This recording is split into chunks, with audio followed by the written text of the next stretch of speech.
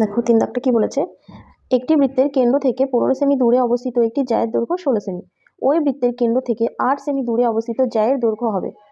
দেখো আমি প্রথমে বৃত্তটা আঁকছি। কেন্দ্র থেকে 15 সেমি দূরে অবস্থিত একটা জ্যায়ের দৈর্ঘ্য আমার 16 দেওয়া আছে। এখন এটা কেন্দ্র, ঠিক আছে। এখন এই বৃত্তেরই কেন্দ্র থেকে 8 সেমি দূরে, তো আমি একটু উল্টো দিকে এঁকে নিই, ঠিক আছে। তুমি যেখানে খুশি আঁকতে পারো।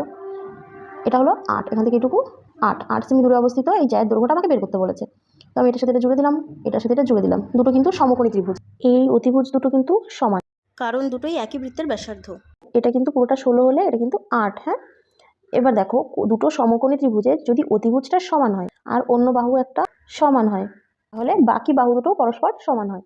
কেমন? দেখো এই দুটো সমকোণী ত্রিভুজের এই অতিভুজটা সমান, আর দেখো এই বাহুটার সাথে এই বাহুটা সমান, তাহলে অবশ্যই এই ত্রিভুজের বাকি যে বাহুটা থাকছে যে 15, সেটার সাথে এর এই বাহুটা সমান হবে। তাহলে এটুকু কত আমার 15, তো এটুকু যদি 15 পুরোটুকু তাহলে হয়ে যাবে আমার 15 গুণ 2 = 30।